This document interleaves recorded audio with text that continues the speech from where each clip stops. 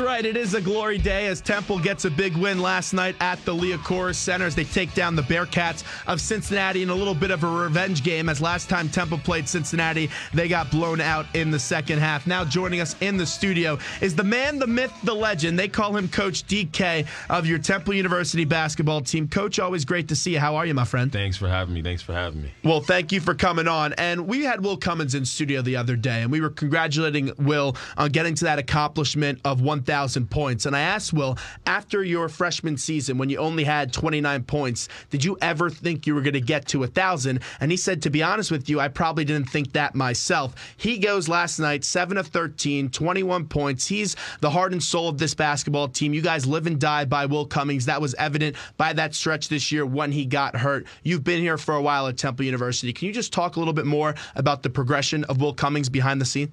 Yeah, I think Will's a big-time competitor. You know, the thing I love about Will is, you see him go down the lane, he crashes into guys, falls on his neck, on his back. He jumps right back up, and I think that's who Will is. I think his freshman year was tough for him. He wanted to play. He wanted to come in and be a part of what we were doing. There just wasn't a huge spot for him, but he kept learning, kept listening, kept fighting. He played behind some really good, talented players here in the program, and he's had a good career, and he's won. And I think last year, he tasted too many losses. So I think in his mind, he worked as hard as he could to be the leader of this team and get us to the point that we're at right now, where we're knocking on the door of returning to the NCAA tournament. And I think, he's really tried to listen and be a student of the game, being around Coach McKee, trying to learn from him. He's an NBA pro, being around John Linehan, who I have in the studio with me right now, who's a great college player, great European player, and just trying to take as many tidbits as he can to be the best player, the best leader, and the best performer on the court. Over the years, the last 2 years, you see Josh Brown come in, or he's played an ample amount of minutes as a freshman. Obi's getting a lot of burn this year. But back when it was my freshman year, freshmen didn't really get a chance to play because you guys had so much depth. When you have a young player like a Will Cummins come in here, and he's not playing his first year, but he has the talent and the bright future, how do you motivate him as a coach and bring him along through his career? Yeah, I think it's day by day. I think the kids naturally, they come in, they practice, they work pretty hard, but I think the games are the hard part for the young guys when they're not getting their opportunity, because that's the fruit of their labor when they go out there and they get a chance to put the uniform on, play in front of the crowd, and that's what they dream of. So I think each day you got to keep them motivated, you got to talk to them. Some days you got to give them some couch time, rub them on their back. Other days, you got to kick them and keep pushing them. I think Will has done a great job of listening and believing in the program, and I think that's what it's really about. And I think Coach did a great job of just communicating with him and pushing him to get him to see the big picture. And it's about getting a great education, playing great basketball.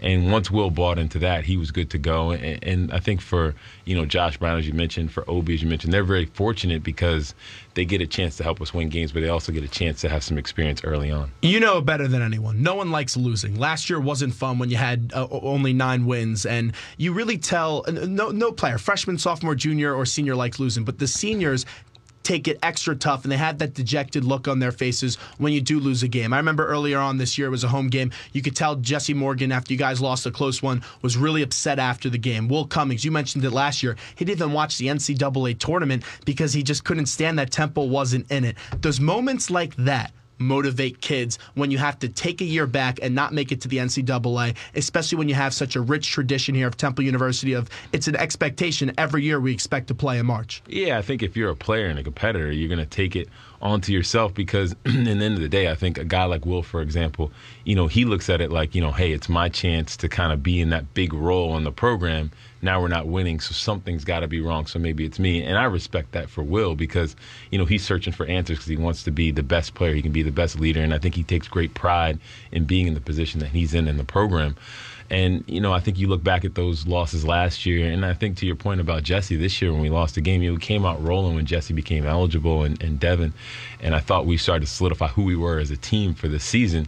Then we took a step back when we had a loss. So I think those guys took it really hard because they want to keep winning, and they're competitors, and they want to get back to the NCAA tournament. They want to be the best team they can be, and I love that because they take great pride in who they are as a team and as individuals. Coach DK in the studio with us. Zach Gelb here with you, WHIP Radio in Philadelphia. People ask me all the time, what's the biggest difference from last year to this year? And I don't have a PhD in basketball. I'm not like you coaches that really understand the game and all that stuff. But when I take a look at it and I broadcast these games, the biggest difference from last year and this year to me has been depth and defense. Do you agree with that? Completely. I think that we're a better defensive team 1 through 5. I think we can do some more things defensively because we have some depth.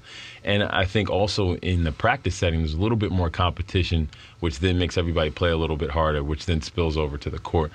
In that 40 minutes, of the game, you want everybody going max effort. And I thought last year, because we didn't have as many bodies, some guys, took their opportunity for granted. This year, they're like, okay, I got to do all my assignments on defense and offense and be where I need to be. And I think Coach has done a great job of balancing it with the amount of talent we have and how deep we are, giving everybody their opportunity to leave their print on the game.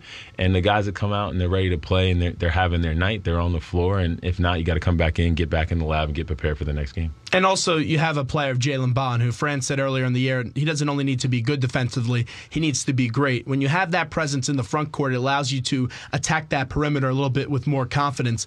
Has Jalen Bond exceeded your expectations defensively this year, or is this what you expected out of him? I think it's what we expected out of him. I think Jalen's gotten better game by game. Also, he's given us some toughness. He gives us some versatility.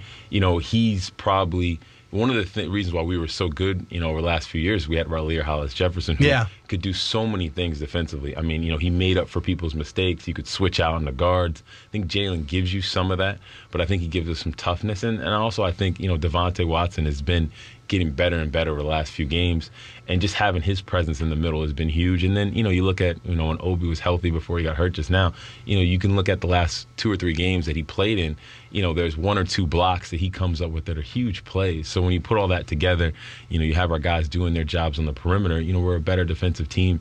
And I think it's just max effort, guys being a little bit older, having a little bit more experience, and then Jalen being in the middle doing what he does is huge. You know how we're close with the football team as well, as I broadcast the football games. You got to be careful, though. I heard Matt Rule may be trying to look to recruit Jalen Bond, because he was high-flying last night. He threw that thing down off the pass from Jesse Morgan. Holy cow, what an athlete Jalen Bond is. He is. He just, when you watch him walk around campus or in the facility, he's just a big human being. He's got big body structure. He's ready to get out there on the floor. And just when he walks out there, his presence is always known and felt. But there's no chance Coach Rule's going to get him to shit in football. As we're spending a few minutes with DK, who's kind enough to join us in studio, Temple gets a tournament-enhancing win. They're 18-7 on the year. 6 games left to play. Give me the latest on Obi. I know he sprained that ankle on Thursday. He told us that he was only going to play if he felt like he was 100% and could help the team. Is he close to returning soon? Yeah, he went through a little bit of shoot-around yesterday. I think he's getting closer. Actually, just left the facility, and he's getting some treatment, with the day off today, and then getting prepared for Saturday. I'm confident and hopeful, optimistic, I should say, that he'll play Saturday. I think he will. I think he's getting a little bit closer. I think just, being a freshman, first injury, you're kind of feeling like you want to be confident, want to be able to do what he does. He's got to play through some pain, but I think he's getting there. And he told me also at practice that he can't even remember the last time that he missed a game, and he was taking this one tough, because Fran said the day before the game it's unlikely he would play. As a coach, when you have a young player like that, do you pull him aside and say, hey, it's not the end of the world, we got to think big picture and how you can help this team down the road? Yeah, for sure. You got to help him see the big picture, and also, keep him motivated. Because I think, for him, start to play well, get some rhythm. Now he's got to take a step back. But the most important thing is, you take care of your body. You listen to our trainers. You do some rehab and take your time. Once you're ready to go, you get right back to your spot. You just got to work hard and do what you do. Devontae Watson has such a great attitude, and I know that's something that you guys like out of him. He's been inconsistent as a player, but last night you needed him to step up defensively, and he did that. What were your impressions with him last night? I know you said that you thought he's been getting better over these last few games. Yeah, I think it's just a consistency and preparation piece for him.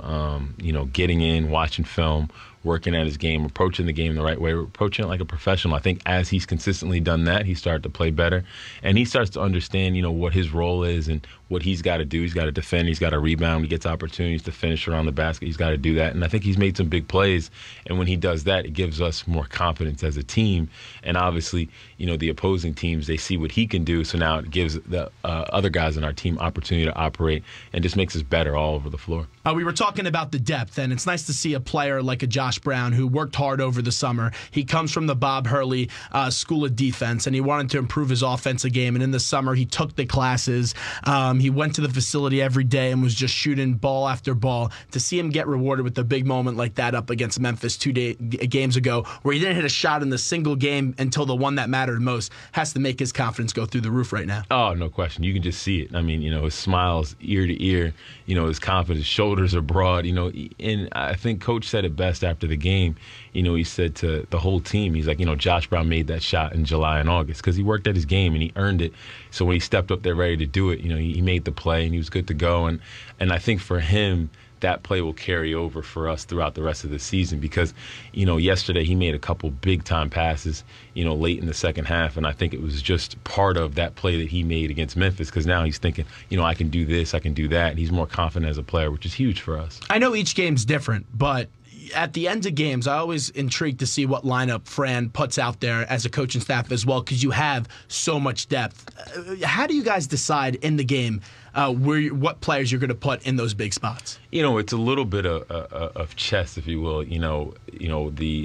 Cincinnati goes big, we go small. So how do they react to that? How do our guys step up to those opportunities? And I think it's just it plays out throughout the course of the game. Who's playing well offensively, who's playing well defensively, who's giving out efforts, who's made some mistakes, and over that second 20 minutes of the game, it plays itself out, and those last 5 guys are out there on the floor. And I'm sure if you looked at all of our games that we played this year, it's been different lineups just based off of who we're playing, who's playing well, whose night it is. But I think the best thing about this team, like I mentioned before, it gives us such a great opportunity to keep the competition amongst ourselves so that way all of our guys are always ready and they're always dying to get out on the floor and give everything they have. So really, it's up to the guys to stay out on the floor for those last, 20 minutes, last 10, last 5 minutes to be out on the floor and help us get a win. But most importantly, I think which has been most impressive is no matter who's been on the floor for those last few minutes, all the guys are up on the bench, high-fiving, clapping, screaming, because they just want to win. They want to see their teammates be successful. I was talking with Aaron McKee a few weeks ago, and he said this team just has to get better when it comes to playing in the second half, and that's been a big point of emphasis in practice with you guys as coaches, because we all know in college basketball it usually comes down to the final 2-3 minutes. In Memphis, you guys come out and you come from behind down 10 points. Last night, you're able to carry over that lead of 11 points at the half. How has this team gotten better in the last few games in the second half? Execution. Execution offensively, defensively, understanding, time and score, how to manage the shot clock, how to get good shots, what's a good shot versus a bad shot. And I think, Coach has done such a phenomenal job of motivating us. I thought against Memphis, we knew what we had to do right away. We had to be the best team in that first 5 minutes for us to take over and win that game. I thought we were. I thought this game last night, we had to come out and execute and maintain the momentum in the game, when that first 5 minutes, I thought we did that yesterday. I think where we need to work on next is just closing out games. I thought we could have been a little bit better in the last 2 or 3 minutes last night. But, all in all, I think everybody's just been so proud of our guys because they competed and they worked really hard. I know it's typical coaches talk, but Fran really does believe it. Last night he was getting asked about the tournament, and he goes, guys, you know me. I'm not thinking about the tournament. I'm thinking about the next game, and that's East Carolina. And after East Carolina, I'll be thinking about SMU. Then after SMU, I'll be thinking about Tulsa. And you've been in Boston before, playing at UMass and also spending some years up at BU. So I'm sure that a Bill Belichick press conference. It's always like, we're on to Cincinnati. We're on to the next game. And that's what you saw out of Fran tonight. Let's talk about this next opponent in ECU. I'm sure you guys are going to be showing them a lot of film of their wins up against Memphis and even in Cincinnati as well. They took down Memphis last night. What stands out to you about this ECU team, although they are 11-13 on their record? I think they've gotten better game by game. They have a bunch of guys that can score the basketball out in the perimeter and in the post. I think they're a good team. I wouldn't look at their record and say, that's who they are. I think they're a team that can come in and get you.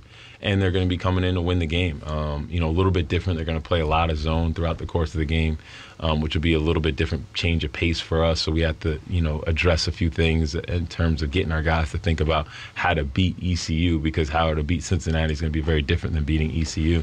But they're coming in to make a statement and get a win. And I think they're very talented and they can do those things, and they showed it yesterday against Memphis. And your players know better than anybody from last year. SMU came in here, and you guys only had, I think it was 8 wins or 7 wins at the time, and you guys go out there and beat a top 25 team at SMU, and that probably cost them their bid at a tournament last year. Although I still thought they should have got in. I thought that was a joke by the selection committee, but your players know it better than anybody. Doesn't matter what the record is. Any team can take you down on any given night. Yeah, for sure. I think college basketball as a whole, no matter who's playing. I mean, you look at last night, Kentucky almost goes down versus LSU. I don't think it matters, your ranking, who you're playing against. It's just about guys going out, playing, competing, and giving everything they have. And it comes down sometimes to just some possessions, or as Coach likes to say a lot of times, just comes down to making shots sometimes. So our guys have to have a great sense of urgency and, again, protect home court on Saturday. And really, I don't think you can start thinking about the NCAA tournament. It's just one game at a time, and just do the best we can do on that given night and then move on to the next one. In these final 6 games, and final one here with Coach Dwayne Killings, who's benevolent enough to come join us in studio. Obviously, you're going to have fans, and this is what fans do. They think about the American Athletic Conference tournament. I'll tell you, I already booked my hotel for the AAC tournament. I'm all jacked up, getting ready for that weekend in Connecticut. We're starting to think already about the NCAA tournament. But you guys as coaches, like you said, you just focus on that one game. In these final regular season games, what do you want to challenge your team to do in order to get better, and how do they get better? Just be a better us, and I think that really starts on the defensive end of the floor. Protecting the paint, rebounding the basketball. I think there's always been a couple plays that have been consistent throughout the course of the year on the defensive end that we're going to try to stop. And I think it's just being better on ball screen defense, being quicker to help our teammates, getting to the glass. And then I think if we can do those things offensively, then offensively we'll be a better basketball team. And then just playing together, playing hard, executing on offense, finding the right opportunities to score the basketball and playing smart. But I think, collectively as a group, I think our guys are starting to come together, starting to figure it out, and we've gotten better game by game. So we want to keep that consistent. And I think if we can do those things and we play hard and if we're tougher than our opponent, we'll be fine the rest of the way. Coach, I'll say this before we run. You guys may be the best-dressed coaching staff in all of college basketball. And I know Aaron McKee was getting some crap from Larry Brown as he opened up his press conference and said, well, I told Aaron he should never outdress the coach. And we were messing around a little bit with Aaron when we had him on the show. Who is the best-dressed basketball coach for Temple University? Take Fran aside. Out of the assistants, who dresses the best? Because Aaron says, hey, I'm always going to try to look the best, because if you look good, you feel good. I think that's a good one. I think it's you, Coach. You always have that nice watch on, that nice suit. No. See, the underdog in the whole group is Coach Duke. Coach Duke dresses like a mob boss. He's good to go. All right, DK, always fun to see. Yeah, that's a great line. We appreciate the time. Best of luck. We'll be out at the stadium. You can listen to the broadcast on Saturday right here on WHIP, but also get out to the stadium. It's Hooter's birthday. It's always an event. Coach Dwayne Killings is going to be kissing all the mascots out of there and all that great stuff, but always great to see you, my friend. Make sure you get some cake. All right, there's Dwayne Killings. We'll take our final break of the day, and we'll be back right after these short messages. You'll listen to WHIP Radio in Philadelphia.